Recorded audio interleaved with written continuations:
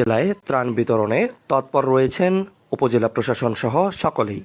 মুলাদী উপজেলা নির্বাহী কর্মকর্তা শুভ্রা দাস ত্রাণ বিতরণের পাশাপাশি সাধারণ মানুষকে সচেতন ও স্বাস্থ্যবিধি মেনে চলার পরামর্শও দিচ্ছেন।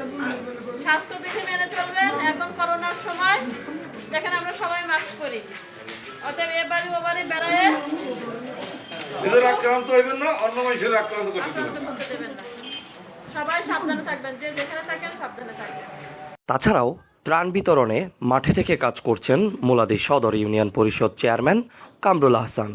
তিনিও জানালেন তাদের করোনাকালীন কর্মকাণ্ডের কথা।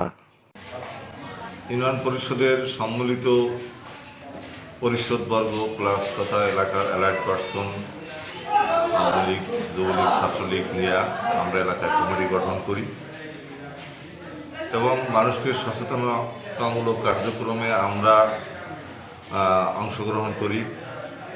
মানুষের ঘরে ঘরে আমরা নিজস্ব উদ্যোগে, আমার নিজের ব্যক্তিগত তহবিল থেকেও যতটুকু পারছি চাল, ডাল, তৈল, সাবান ইত্যাদি সাহায্য করেছি।